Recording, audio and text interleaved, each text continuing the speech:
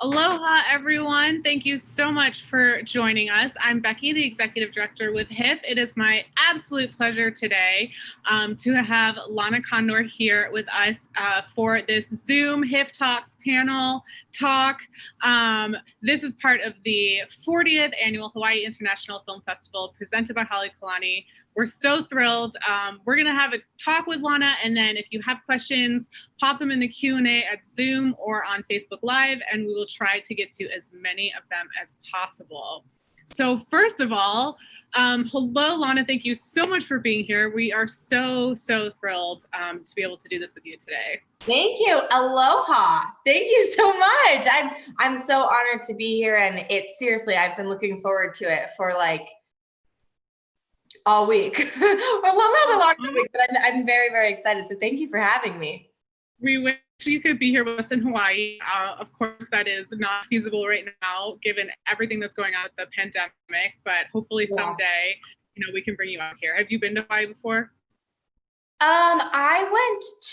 Yes, I've been to Hana, but I was but a wee young girl. So I haven't actually gone like in probably like, gosh, I don't know, like 10, 12 years. So I think it'll be a whole new experience as an adult. It's time to come back. Yes.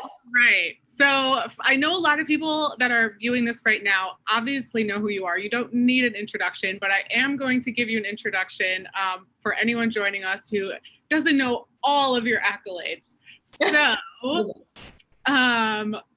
in 2020, Lana Condor reprised her role as Lara Jean in the highly anticipated sequel to All the Boys, P.S. I Still Love You, opposite Noah Centineo and Jordan Fisher. The film premiered internationally on Netflix in February of 2020, and the third film in the series, To All the Boys, Always and Forever, Lara Jean, recently wrapped production with a premiere date TBA. Additionally, Condor is set to star in the HBO Max and Berlanti production sci-fi film Moonshot, as well as the female buddy comedy Girls' Night opposite Brianna Hildebrand, which was announced at the 2019 Cannes Film Festival. Condor's film credits include appearing as Koyomi in James Cameron's cyberpunk action feature film Alita: Battle Angel, opposite Rosa Salazar and Mahershala Ali, Lionsgate Patriots Day alongside Mark Wahlberg, and Lifetime's High School Lover. Condor first broke onto the entertainment scene in 2016, making her feature film debut in 20th Century Fox's X-Men Apocalypse, starring as Jubilation Lee, aka Jubilee,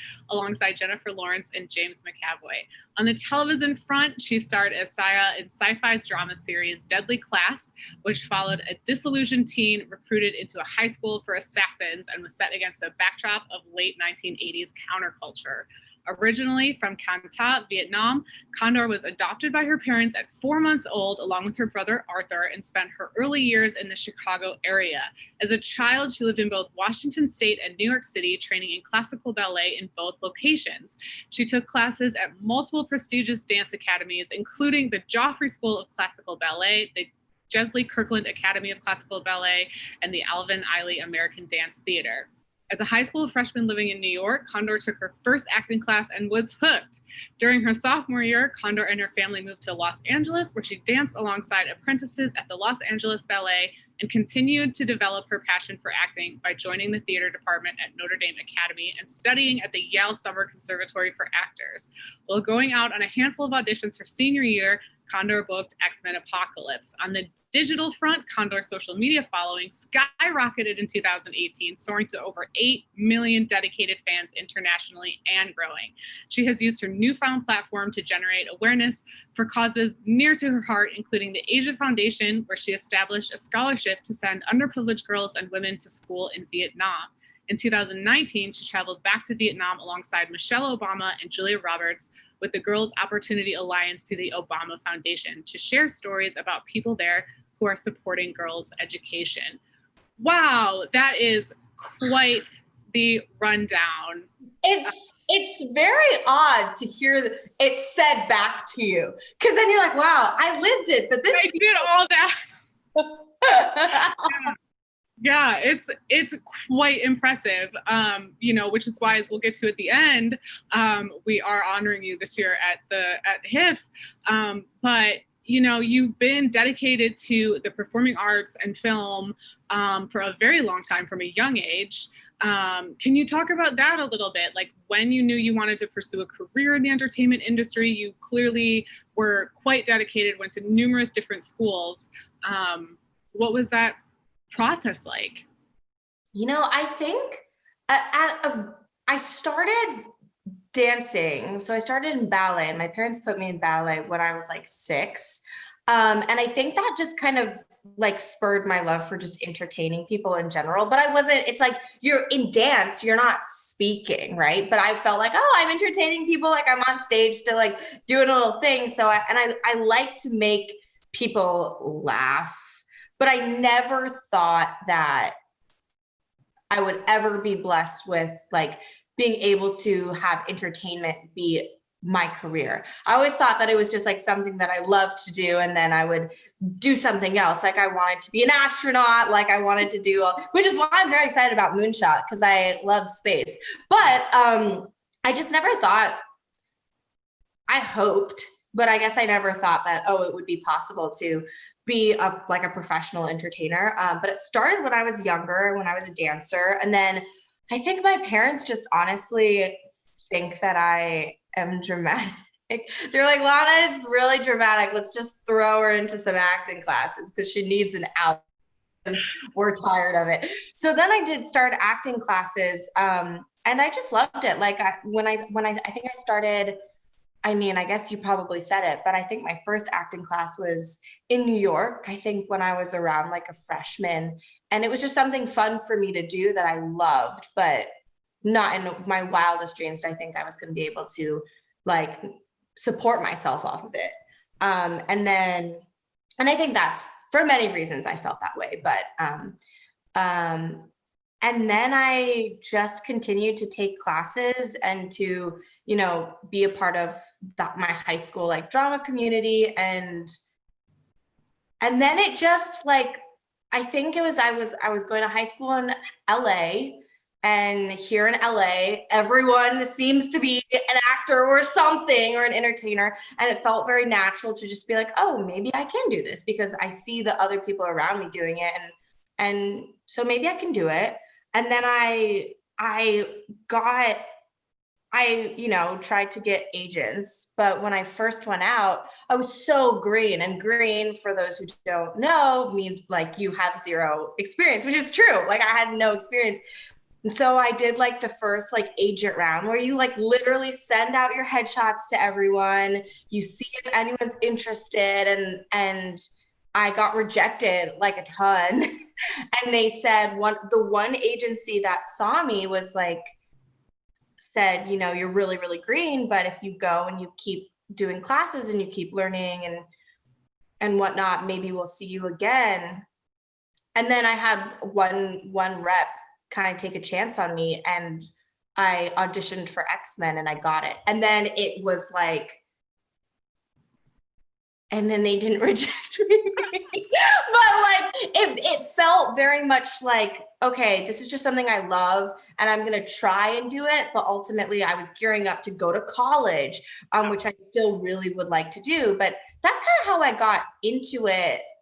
I think I was just honestly very lucky, and I think that the classes really helped. And then after X-Men, I gave myself 1 year. And I was like, because I was supposed to go to college. So I deferred from college and I gave myself 1 year. And I was like, if I don't get another job within a year, then I'll go to college. And then like 9 months in, I booked another job, but I was getting real close. I was like, yeah. 12 months is almost up. And then life took off. I mean, it takes a lot of strength and perseverance to handle all of that type of rejection and not give up, especially at such a young age, while you're balancing, like you said, high school, college applications, your own social life. Yeah. I mean, that's remarkable that you were able to do all of that. You know, when I was in high school, I struggled to like play on the lacrosse team and get good grades at the same time. Yeah. But, you know, you clearly had people that were believing in you and supporting you. What were some of your influences? What were some of the ways that you feel like you were able to balance all of that? Yeah. Just as what you said, like my parents are truly the reason I think that I was able to push through, because they always were just like, they always believed in me. They always said like, just, keep going. And they always supported me, and they never, like my dad always says, greatness is coming. Like that's like his mantra. And so I think that that really helped me, like particularly through some of the tougher times, like in this career. But my parents are that I 100%, they're the reason that my parents and the team that I have are 100% the reason why I can say that I have like a nice acting.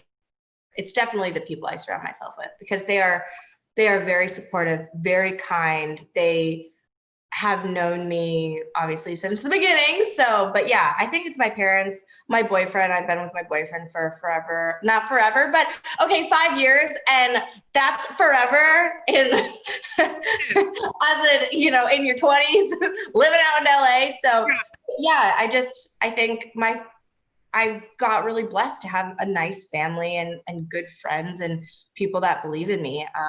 And I truly wouldn't be anywhere without them, for sure. Amazing.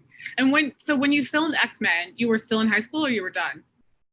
So when I filmed X-Men, I was a second semester senior, but I had to graduate early to shoot X-Men. So my school was very kind and let me take all my exams and everything. And I finished early because I think I was just turning 18, but I was still a minor. And so they would have to do school. I did like my chess piece, which is like it's basically saying, oh, I have a high school education, I can work as an adult. And so then while my peers were graduating and doing their prom and everything and their grad night, I was doing X-Men, but I wouldn't change that for the world.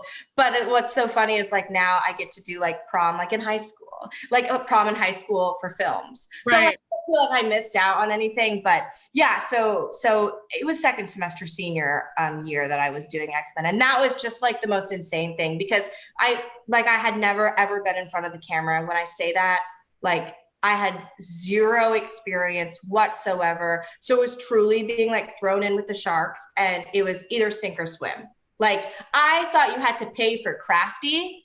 Like I thought so much. I was wrong on everything, but the whole cast of X-Men, I think they knew that I had never, ever, ever, ever worked before in my life. And so the cast was very helpful in teaching me, set etiquette, teaching me just what it means to be a working actor. And I learned a lot from them. But it was definitely, I felt very overwhelmed.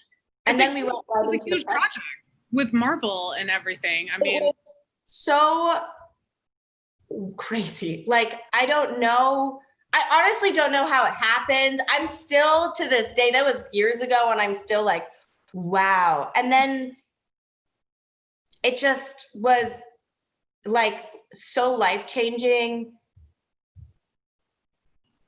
and everything changed, but then it didn't. It was very like, oh, it's a whole new world. I mean, what the heck is a red carpet? I didn't know, and then so it felt very surreal for sure. Well, I mean, so then you landed other parts, and then you hit worldwide fame in a lead role in the Netflix hit To All the Boys I've Loved Before. So whatever happened in the X-Men, it sure like set you up to succeed very well, right? Thank God to the cast for being so kind, teaching me. Absolutely. So talk about, how like, because it was such a huge breakout role and so many people have seen the films now, plural. But so how did you land that one, right? Like, did you audition for that one? Were you asked to do it? What was that like? Yeah. Oh, I definitely auditioned for it. Like, let's see. So I did, yes. So I was coming back from shooting, I think I had just finished shooting Alita. And I was trying to figure out like, what is my dream now? Like, what is my dream role? And I truly was like, I was on the plane back to LA and I was like, I want to be in a rom-com so bad because I love love and I love comedy and I just love a world that feels extra romantic. And so I thought, oh, I really want to be in a rom-com. And then I initially wrote it off completely because I said I want to be a lead in a rom-com because I had done supporting characters and I felt like, okay, I feel like I'm ready to for a little bit more responsibility as an actor. So I specifically said a lead, and then I wrote it off very quickly because I was like, I never, as an Asian woman, I never like read rom-com scripts that the lead is Asian. Like I've never read one. I don't even know if they're out there. So I wrote it off, and then like 5 days later, I got the pre-read audition for To All the Boys I've Loved Before. And a pre-read is basically like the audition before the audition, for those of you who don't know. It's literally like, are you good enough to have an audition? And so it's very stressful. And so I did the pre-read, and then I got the proper audition for it. And that was actually the first time I met Noah, because Noah, who is my co-star in the film, he was doing auditions as well. And I met him in the waiting room. And I've told this story before, but for those of you who haven't heard it, it was very funny because he came up to me and was like, hey, would you like to read lines together? And I was like, and I said no, because I didn't want to get distracted. Like I felt, for whatever reason, I wanted it so bad that I thought, oh, this guy is going to distract me and I can't have this energy in my life right now. So I literally was like, no. And then flash forward to chemistry reads, which I did chemistry reads, and then I did and then I was cast, and then I did more chemistry reads once I got the job. And I remember getting a list of the guys that I was going to read with for Peter Kavinsky, who Noah plays. And at the bottom of the list was Noah's name. And I remember being like, oh my God, this is horrible. Like, I was so rude to him in the waiting room. Like, our chemistry is going to be crappy. What am I doing? And then it was like such a no-brainer. Seriously, it's like out of everyone that read for Peter Kavinsky at the time, it's like Noah was very clearly the right fit. And then after chemistry reads, like we did, producer reads, we did director reads. So it was a very long process to get cast. But you have to tell yourself, like, I can do it. Like, I remember sitting in my car being like, this is what you've been waiting for. You have to get, like, Lana, you can do this. So after I was cast, then we shot To All the Boys, but we shot it as an independent movie. So Netflix wasn't attached to it yet. Okay. And I love how your sort of audition process kind of mirrors Lara Jean's process also, right? With Noah. Yeah. It's like you were made for the part. It was very serendipitous. Like, looking back now, I'm like, wow. And then I guess since we did 1, 2, and 3, I've spent so much time as Lara Jean that, like, I'm like, I feel like 50% of me is Lara Jean, 50% is Lana, and I'm getting all confused. But yeah, I mean. So what happened when you were talking that you shot as an independent and then Netflix picked it up? What was that? I mean, that must have been insane, because we shot it as an independent and we really didn't know, like, if it was gonna be seen. Like, we honestly hoped that someone would buy it, but at the end of the day, like, we didn't have like a theatrical release schedule. Like, we didn't have a stream. Like, we just made it and then hoped someone would buy it. And then, like, less than a year passed, and then I got the news that Netflix got it, and that was huge because I was like, oh, people are actually going to be able to watch it. And that was at the same time Crazy Rich Asians was happening. So it was this epic,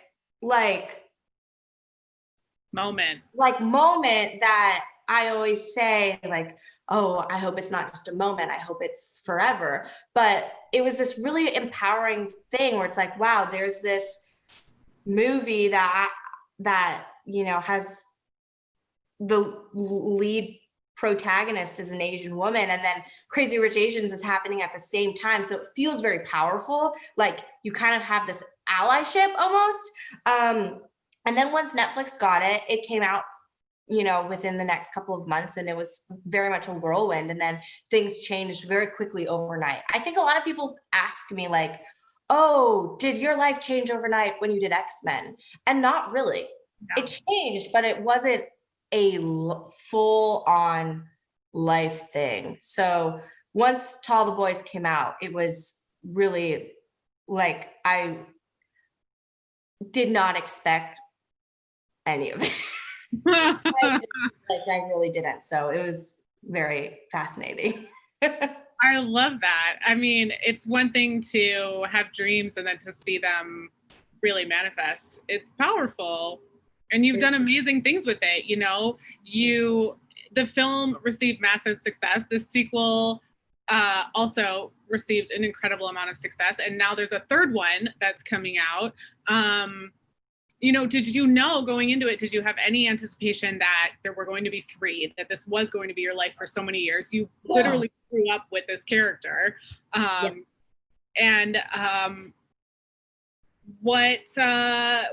talk about that. What was that like? What has that ride been like? Like your life changed overnight, and now where are we? Here. Right. So there are 3 books. So Jenny Han, who's the author of To All the Boys, wrote 3 books. But when I did the first movie, like obviously I was hoping that we would get more, but that wasn't even in the conversation. Like the biggest thing was like, I hope someone just buys it. Right. So after the movie came out, the first movie came out, a couple months after, once it became Netflix, now it's Netflix's property. A couple months after the movie came out, Netflix was like, okay, we want to make a 2 and 3.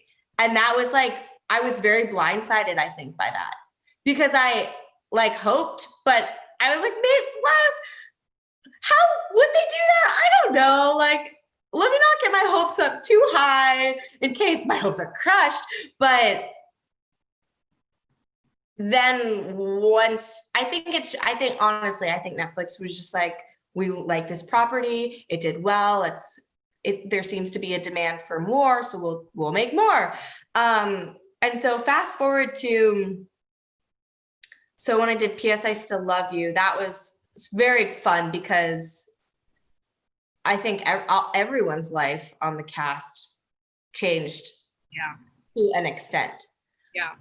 And so it felt very cool to be able to come back to the original cast with a few more new members, but it felt very cool to be able to come back together where we all knew each other before like mayhem started.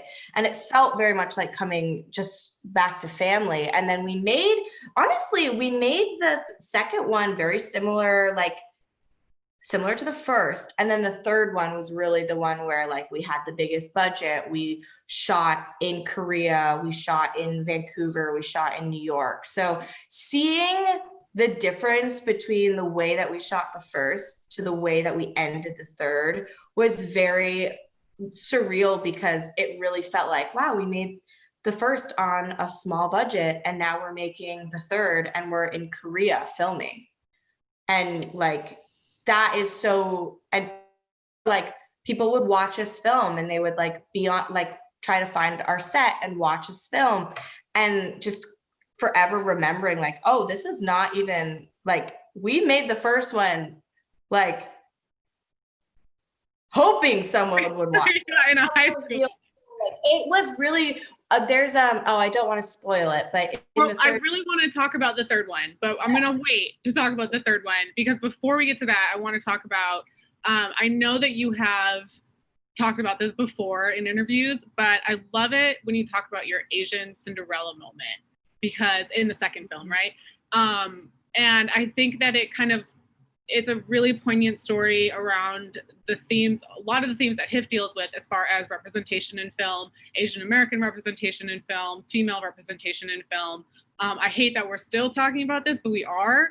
And I have to ask you to talk about that story and the significance of that. You know, it's funny, the To All the Boys series is coming out at the same time as Crazy Rich Asians, but I kind of love how the To All the Boys series sort of flips it on its head a little bit in that moment where you have this beautiful Cinderella moment, and then you end up realizing you made, well, not you, but the character ends up realizing she made this mistake and she's with the wrong guy. And it's just really beautiful how authentic and real it is. It doesn't have to be this prepackaged idea of any sort of demographic. Right. Yes. Yes. Yes. That's what I meant. I think you said it perfectly just now. That's what I meant when I said that. Yeah. I think that, so the Asian Cinderella moment, it's like a Cinderella moment. It's not an Asian Cinderella. It's just a Cinderella moment that, like, girls, guys, whoever dreams of having sometimes, like if they, you know, grew up watching rom-coms or they grew up watching fantasy movies. And I did so many fittings for that gown that I wore in that scene. And this is the snowball scene. If people, yeah. When Lara Jean is coming down the stairs in the blue gown. Yeah, and we did so many fittings, and I remember at the time being like, "Why are we doing like we're putting a lot of work into this one scene," and almost to the point where I felt like it's too much work. Like we need to focus on other things as well.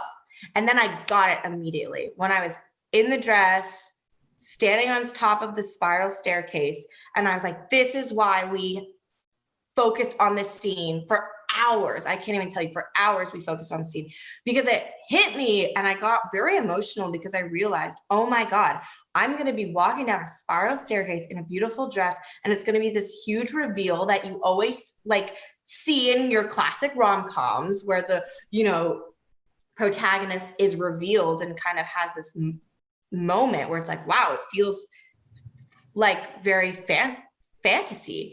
And it hit me that I was like, oh my God, I like never thought I would get this as an Asian American actress. Like I never thought that I was going to be given the space to have a moment like that. And that really sucks that like, that was my headset was like, oh no, this is not this, I'm not going to have this moment. And then I got emotional because I was like, oh, anything is possible now. Like, and it sounds silly because it's just walking down a staircase in a gown. But for someone like me, it was like, I will never forget that moment in my whole career. And I hope that I have a long career. But it just felt like that moment felt like, okay, anything is possible. You know, I was hoping that, oh my gosh, I hope little girls who love rom-coms or older girls that love rom-coms or boys, everything like that look like me, see this moment and realize, oh, like I can have this awesome, incredible moment too. And it's not exclusively for your, you know, maybe Caucasian character, that anyone can have it. And no matter how you look, you can always be celebrated and always have this like incredible, like fantastical moment happen to you. So that's why it was really emotional for me. And I thought to myself, like, if I was younger, like I would have loved, when I was like 13, I would have loved to see an Asian American actress not only be the lead of a movie, but have this like iconic, almost like cheesy moment. But like, I'd love to see someone that looked like me do that, because then I could think to myself, oh, that's nothing. I could do that too. Yeah. Absolutely. It's utterly important. It's important for everyone to see that. My favorite part of the scene, which is where she's like, oops, I don't want this moment anymore, almost makes it even more powerful, you know, because you're able to have it, you're able to recognize, and then you're able to speak truth to what you really do want, which just brings even more dimension to that character, and to the experience of it. But it's beautiful, and we're so thrilled. But now I really want to talk about the third film. I'm sure lots of people watching this can't wait till it comes out. You know, and like we've been talking, you've grown as long as you've grown up with this character, right? And I know personally, I want to see the third one be. I haven't read the books. I want to see the third one be more about her, you know, finding herself outside of just a boy crazy situation. But you know, what can you tell us about the third one? What different aspects of it? You mentioned you were filming in Korea. How is your place in the role of Lara Jean sort of changing as the actress and carrying? Exactly what you just said. Like when we did the third, I love triangles. I love, you know, it's a rom-com. Like everybody does, yeah. It's part of the equation of it. But I was really hoping that for the third, it would be about Lara Jean's growth as a young and who she decides she wants to be without the focal point and the focus of like my identity. It's not that Lara Jean's identity is driven by the boys that she has crushes on, but it is very much like a big part of like, she loves love. So she's very like, I think for the 1 and 2, we really did kind of lean into, oh my gosh, like who is she going to be with? Who is she? But I think she'd be fine by herself. And that's what I really was hoping, that when we shot the third and when they were writing the third, that we could focus a little bit more on her development as a young girl about to like leave high school and go live her life. And whether or not there's a boy next to her, it shouldn't really matter, is how I felt. And so I was very pleased to, and I advocated for this for sure, but I was very pleased to see that that is kind of the way that it played out. And I think that what I've noticed the most in the past couple of years, you know, talking about To All the Boys and participating and doing it, is that it's like, and I see this in media as well. I think that when you have like a really hot cast of dudes, like that's really what people want to talk about.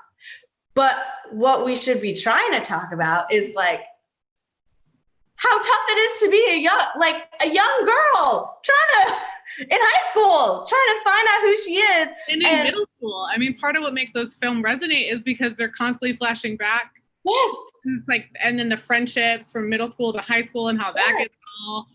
Yes, and I remember there's been multiple times where people only ask me about like the guys. Yeah. And it's fascinating because I think and I love them and I love the relationships that Lara Jean has with those characters and I love those actors. But to me, I'm just like, and maybe I'm biased because it is me, but I do think that it's so important to be like, we're watching a young girl grow up and we're watching a young girl make mistakes, and she keeps on going, and she is trying to have a great family relationship. She's trying to, and so for the third movie, it's very satisfying for me. The ending is incredibly satisfying because I felt, as you said, I feel like I've grown up a lot with her. The ending to me feels like it's emotional because my heart is very much, you know, I love Lara Jean, but the ending to me feels satisfying because it makes me feel like now I can trust Lara Jean to go out into the real world and be fine no matter what. I think that that's really cool to see, because in the first movie, I don't necessarily think that Lara Jean would be like okay out on like living life with or She's without grown a lot. She's grown a lot. like she'd be like falling, and like, not that she's a weak character, but she very much is like very, you know, in her head. It's fantasy and all these things. So I'm very happy with the way that the third, how it went. And I think that we went so big with that movie. Like I said, we shot in 3 different locations. We shot it back to back. So we shot the sequel, and then we did the third right after. So it felt like shooting a television show, because it was like, I got 6-7 months of just nothing but Tall the Boys. But it was really cool to see her grow and to see her make choices that didn't necessarily involve guys. But those who also are very invested in Lara Jean's relationships will also be very happy. So I think that it was like towing that line of, okay, you know, some people aren't going to be happy, but some people will. So without spoiling much, but yeah, if you love Lara Jean and the guys that she loves, then this is the one for you. And if you just love Lara Jean, then this is also the one for you. That's awesome. I am so excited. I'm so excited for that. And now, you know, turning it a little more to you as you develop in your career, and you've done all of these films now and you've carried them. What's next for you?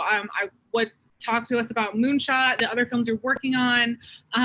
What's your dream? Do you have another dream role? You seem to ask the universe for this rom-com Asian lead and got it. Like, where do you want to go next? Well, like you said, I'm doing a girls' night, which I feel very excited about. I love everyone involved in that project, and it feels like a very kind of natural step into the rest of, I think, what I hope my career will be, because it feels a little bit more grown up while still towing the line of, like, you know, being age appropriate. But it's that I'm very excited about. Moonshot, I'm very excited about, because I love space, and I think space is hard to do. To be honest, I think it's either like anything, like a space movie is either really good or really bad. Like, there's no really in between, you know?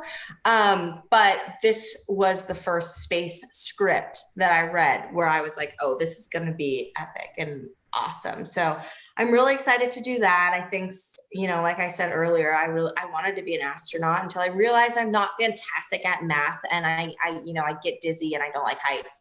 So it's not, being an astronaut in real life is not going to work for me, but I can do it, you know, make believe. So I'm very excited about that. And then I have a bunch of other projects that I can't apparently talk about because, you know, it's still a secret, but there's this one project that I'm very, very excited about. Well, whatever. It's like, there's one project that I did that I will have, like, you know, I'll start testing out the waters of producing, which will be very interesting and has been a completely different world. And then there's another project that I'm doing that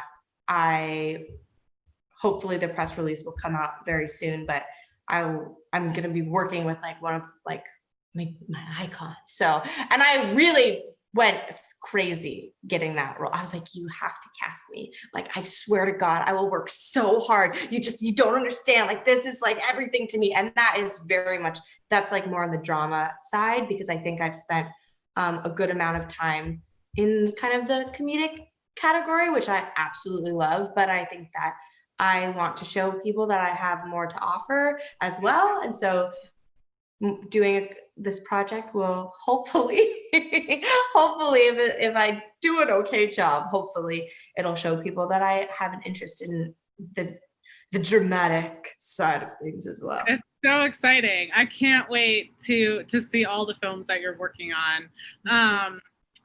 We do have a lot of questions from our viewers about some of the topics that we're talking about. So a couple of fans are asking about the rising popularity of Deadly Class, especially in foreign countries, like the worldwide popularity of it.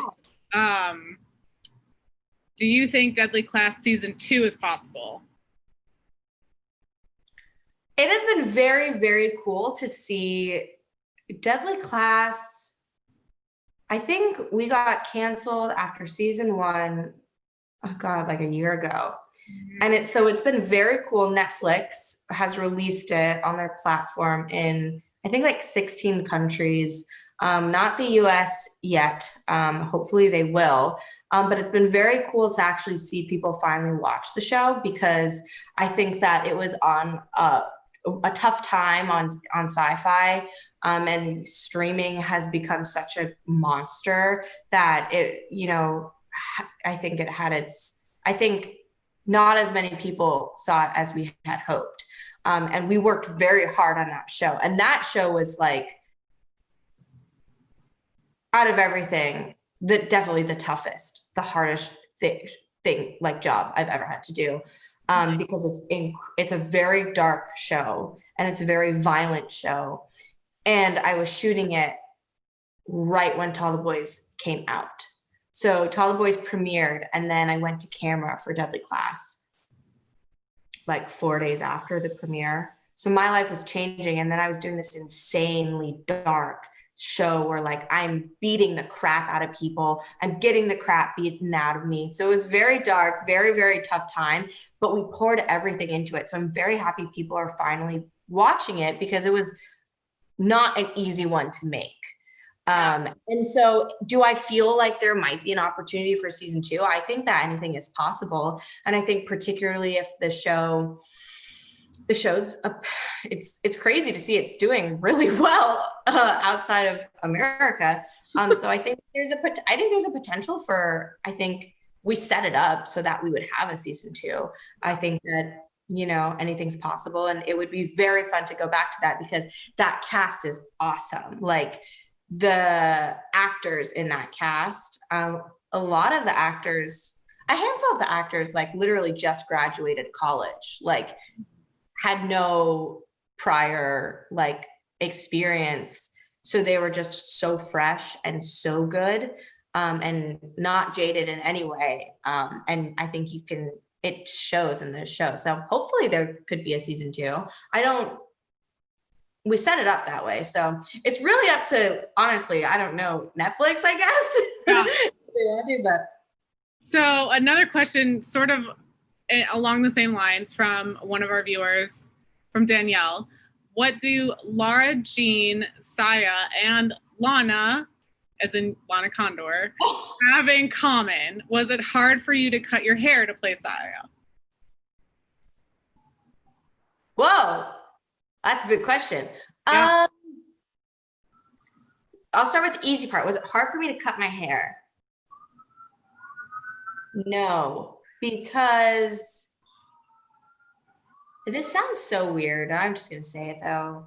So Tall Boys premiered, and I was landing in Vancouver where I shot Deadly Class as Tall Boys came out. And when I landed, I didn't know I had to cut my hair. I thought I was just going to wear a wig. But as I landed, production called me and they said, "Oh, we're cutting your hair off." And I was like, okay, that seems more convenient than a wig. Feels probably less itchy. So I was okay with it. But then I realized a lot of people, because Lara Jean has such long hair, it was refreshing to kind of cut it off because let's just say it was like long hair. Now my hair is long again. More people recognize me with very long hair.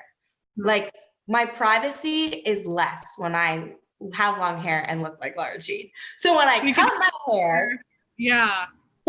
my hair, I looked like a different person. So I was able to kind of like, in a weird way, while my world was changing, also feel a little bit like, I don't know. It's hard to explain, but it wasn't hard for me to cut my hair. In fact, I quite liked it. And then what's the similar between me, Saya, and Lara Jean? Other than being just like really powerful, strong, successful women. Oh, I guess can I just say that? Can I steal your answer? No, I'll give you that one. yeah, I think we all kind of have like a little bit of like a deadpan humor. And I think that's Lana just going into Lara Jean and Saya, but I think that's maybe the closest thing that they all have in common. That's wonderful. I love that. Okay, another question. What was your favorite scene to film in the third To All the Boys movie? If you're allowed to talk about it. My favorite see oh, what's so great about the Tall Boys 3 is that I think every character gets their proper amount of screen time and their proper amount of like due. Because yeah, so I'm very excited about that. But Lara Jean spends more time with her sisters. Like there's a really good quality sister time in the third movie, which I think is so important because I love the relationship she has with her sisters. I think it is so fun. I think it's very healthy. And I think that I just personally love working with Anna and Janelle, who play Kitty and Margot. So my favorite scene, I think, shooting was, it's not really giving away, but there's like a scene where the three of us, or the sisters, are together and we're in the pool. And we basically, the director was basically like, just do whatever you want, like with your sisters. And so it was very fun. And we were also swimming, which was fun. It was like 4 a.m. in the morning and we were all delirious, but we were in a pool and it was fun. So I think that was my favorite scene to shoot because it was just fun. I love that. I want Stormy to come back. But yeah. I was like, that's going to be me someday. Okay, another question. What advice do you have for aspiring Asian American actors who don't have supportive parents? Oh yeah. Which has been a theme in a lot of our talks. Yeah. A lot of especially Asian American emerging actors, actresses, filmmakers in this industry feel the financial necessity to support family. Of course, yeah. And knowing that this is such a volatile economy in the industry, especially for starting out. Yeah. I think my advice would be, well, I think if there's any way that you can go out and take acting classes, start there. I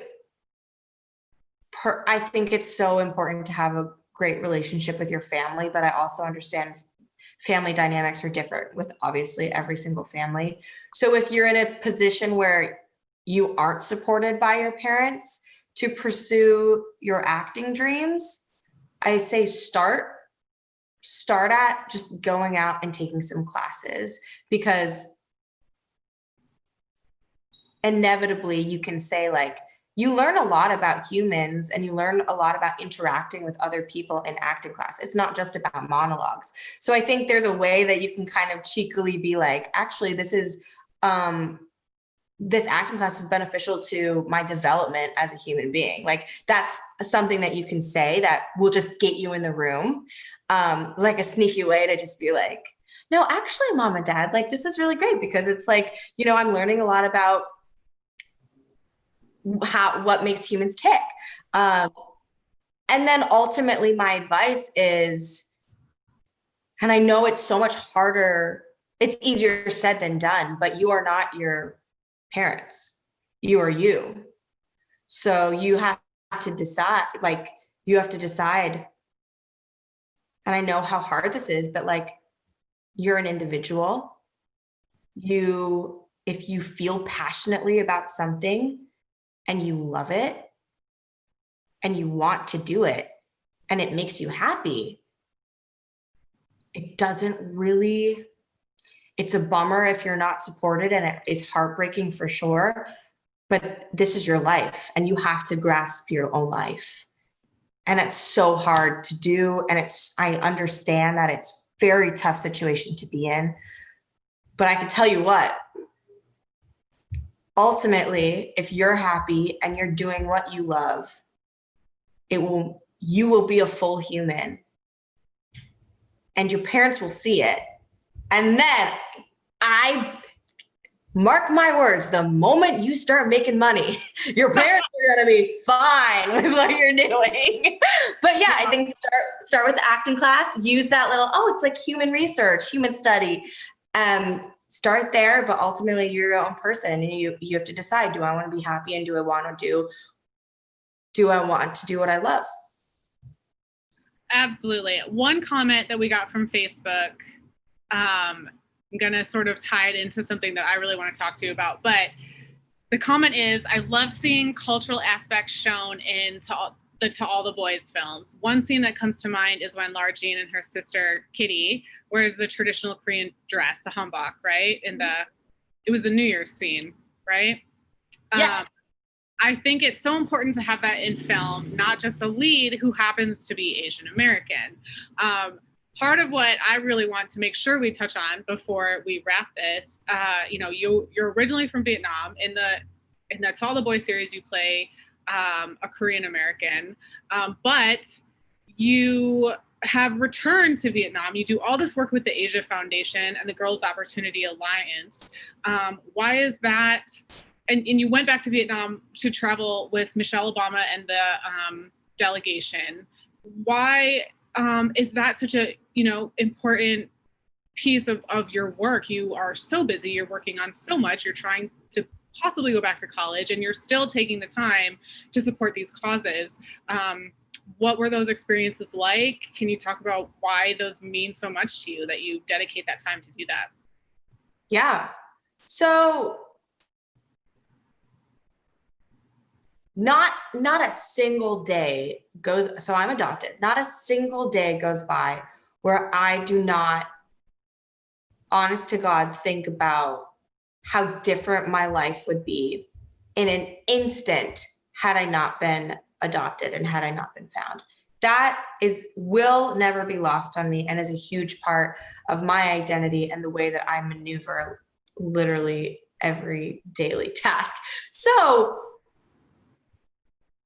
I would not be here. I would not be, I would not have a career. Like my parents they changed my life. The fact that I was adopted opened up this and brought to America, opened up this entire world that was not going to be mine if they hadn't found me. And my parents gave me an opportunity to dream, which sounds so cheesy, but is so true. And knowing that, I just don't see why other young girls who are in my position, in Vietnam, I don't think that it's fair to take it all. Like, I think that you have to open up doors for other people, and it's opportunity. And I think with the Asia Foundation, it's focused on education, because I do believe that education is so powerful and truly is the key to opening doors for greatness across the board. Like, I was blessed with an education, and I just feel like I would not be able to sleep if I couldn't do that for others and give that to others, especially if I have the means. So every project that I do, I always put girls through high school. Once I'm like, so let's say I get a project, blah, blah, blah, blah. I'll always make sure that part of my paycheck goes to the foundation, because there needs to be more. I have to, what am I doing if I'm not giving back? Seriously, what? Not everyone thinks that way.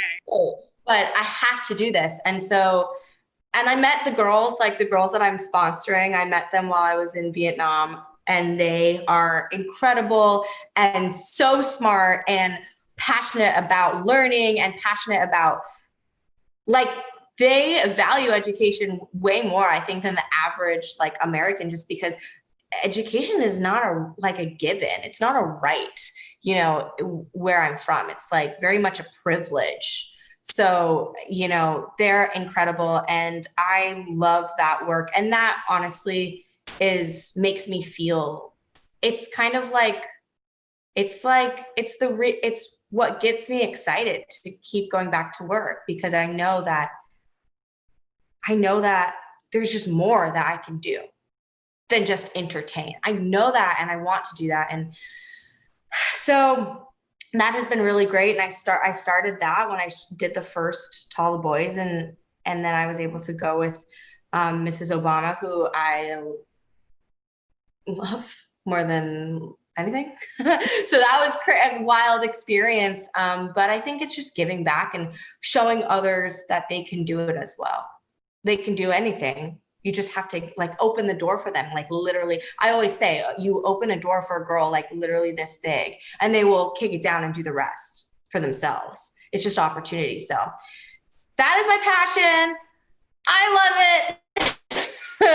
It drives me and wakes me up in the morning. You are a living example of you know, giving someone a crack of a door and just taking off and succeeding and giving back. It's the full sort of circle, and I'm thrilled. And also, Lana, you know, those are all big reasons that HIFF is honored to have you this year as the recipient of our new Vanguard Award. We just created this award this year, and we could not find a more fitting recipient. This is HIFF's sort of Rising Star Award, honoring a young innovator in this industry who has catapulted so quickly into the cultural zeitgeist as an artist, an advocate, and a role model. In this new age of streaming, where there is a need and desire to produce authentic storytelling and a drive to push for broader diversity above and below the line, to properly reflect society today, our HIFF's new Vanguard honoree has navigated through all the noise of content available to rise above it and leave an indelible mark on young audiences around the globe. HIFF is honored to bestow our first new Vanguard Award to actress and activist Lana Condor. It means the world to us that you did this. We're all going to watch the third To All the Boys when it comes out, as well as the other films. We're so excited to see where you go next. And thank you for doing everything that you're doing, being such a significant role model, and all the things that go along with that, to so many people across the world. So thank you for being a part of HIFF this year. And yes, we will bring you out for sure. Thank you for having me. Best night ever. Oh, and I love your dress. I just have to say, the sparkles are Thank you. Listen, during the time of the Zoom, we just gotta try and make it fun, like however we can. So I'm just bedazzled. That's just how I'm rolling. It's great. It's fantastic. Thank you so much, Lana. I hope you enjoy the rest of your day. Yeah, and, you too. Yeah, we will talk soon. Okay, sounds good. Bye.